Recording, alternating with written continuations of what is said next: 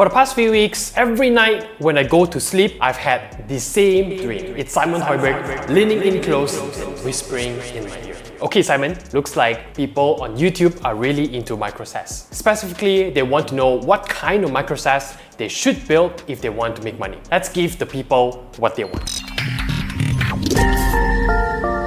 Here are 5 micro SaaS ideas that have the potential to reach $10,000 per month in revenue. You'll see a bias towards B2B in my list simply because, in my humble opinion, it's usually easier.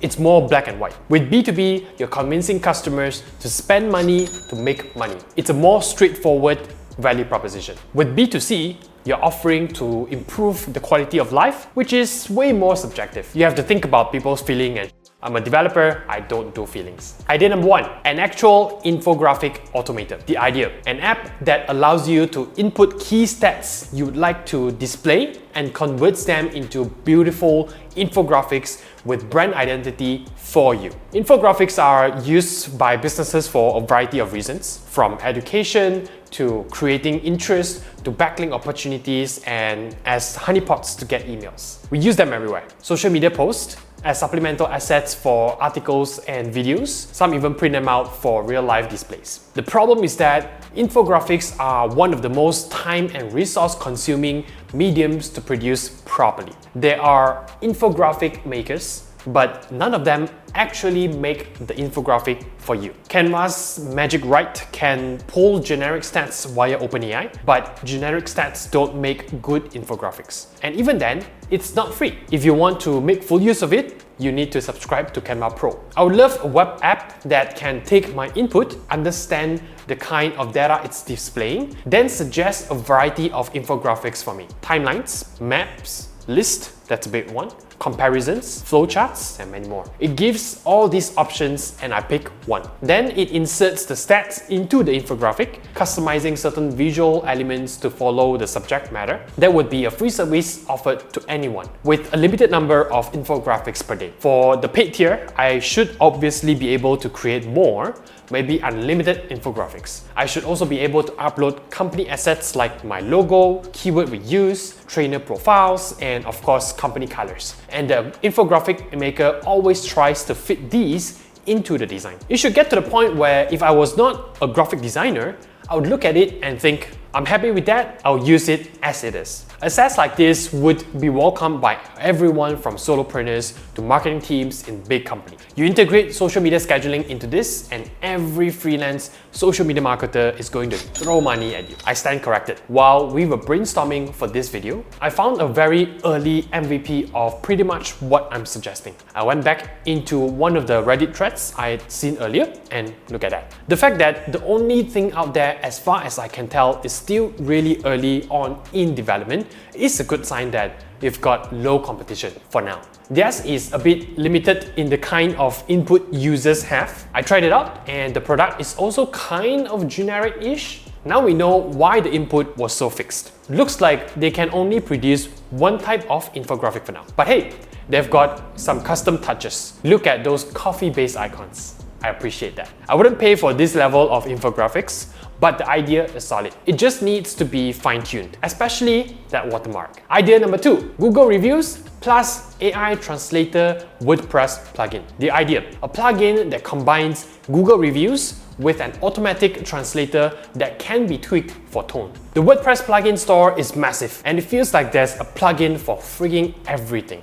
I don't remember where I read this, but someone once said that there's probably a plugin that reminds you when it's time to pee. My point is that the WordPress plugin market is saturated and finding legitimate gaps is hard. But go on to WordPress subreddit and you'll find questions asking for plugin ideas all the time. There's a reason, traffic. In spite of all the Webflows and Laravel's of the world, WordPress is still the most popular CMS builder. 65% of all sites with a CMS use it. That's a lot of developers and business owners you could market your micro SaaS to. And I was very surprised to find out that this gap hasn't been filled yet. There are multiple plugins that pull Google Reviews. There are multiple plugins for translations, but none that combine both. For people who have websites in multiple languages or who target audiences in different nationalities, they would want their testimonials to be available across those languages. Right now, that means 2 plugins. If you reduce that to 1,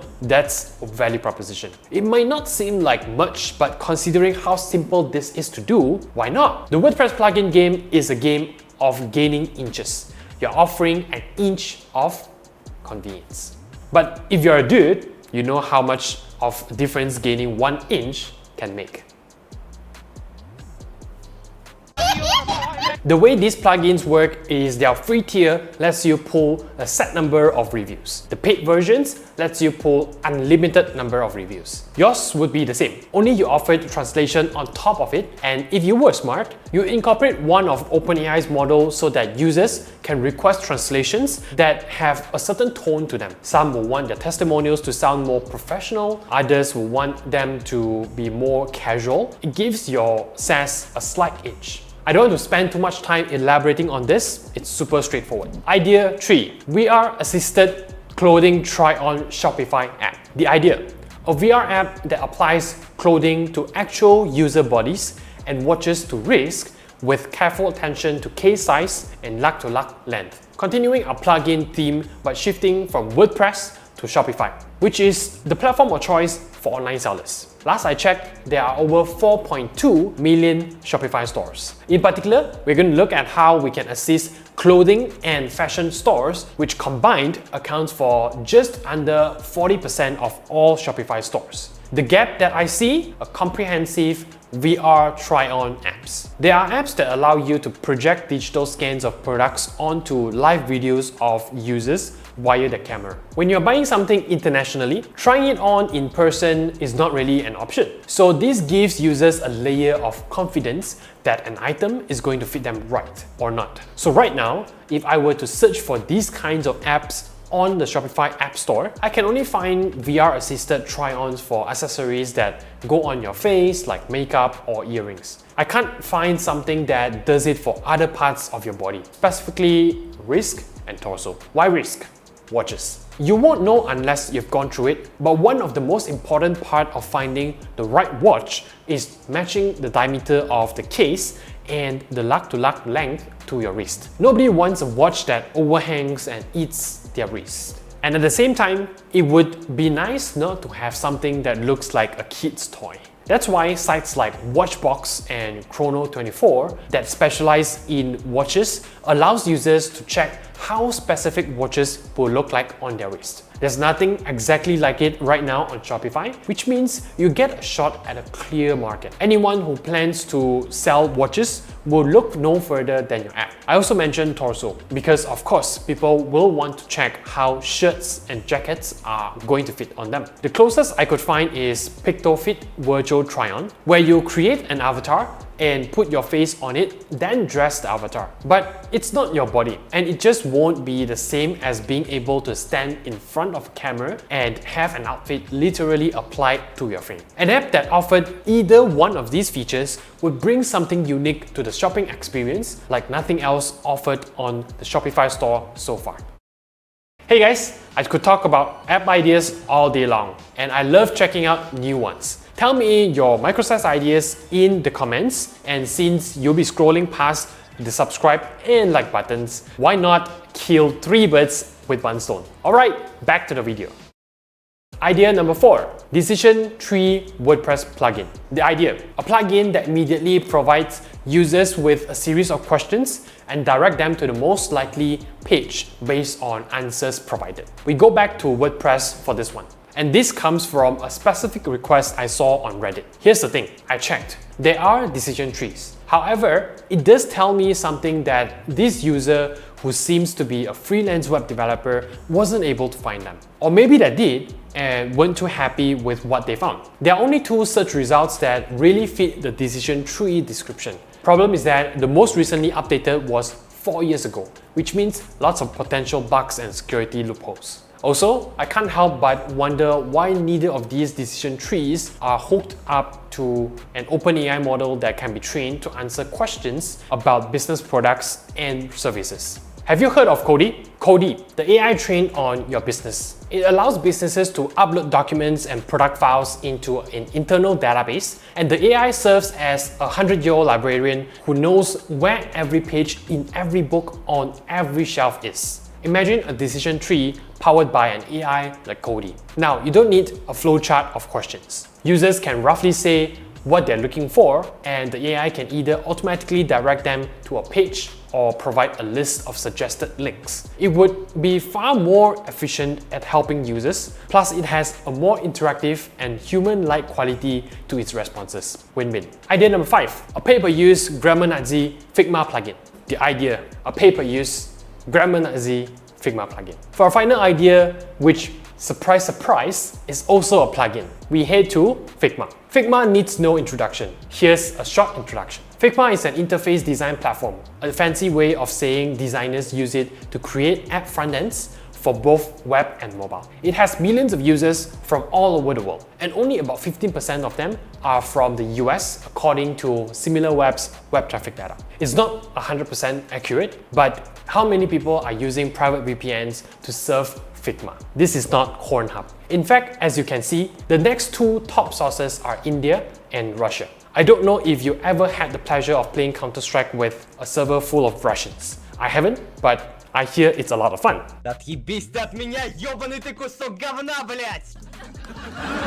This brings me to one of the biggest pain in the asses developers have to deal with: English grammar. Many of us are not native speakers, but a lot of the money is in the country that are native speakers of English. So any UX copywriting and documentation should ideally be as close to perfect as possible, not just for clarity, but to make a good impression. Because there are clients that think good English equals good developer.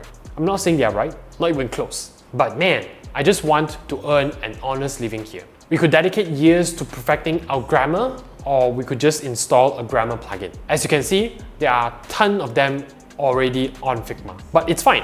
Nobody wants a monopoly in the SaaS world. Remember, it's a game of gaining inches. You don't have to be groundbreaking, just different. So I checked out Spell, which is by far the most used of grammar plugins, and I went into the comment sections looking for dirty laundry. And I found it, and it was stinky. Absolutely stinky. It's actually not that bad, but quite consistently, we can see a pattern. Users asking for more on-demand grammar checking rather than checks that scan the entire project. One user even said it made it impossible to use on larger files. And you think larger files are where it's more important to run a grammar check. There's also an interesting request from Harriet asking for the option of uploading a style guide. I would actually not thought of that since Upstack Studio doesn't really have one, but I can totally see how a bigger app development agency or MNC dealing with overseas freelancers would absolutely want to have a house style guide. 124 users just for this plugin and thousands of users across the other grammar helpers.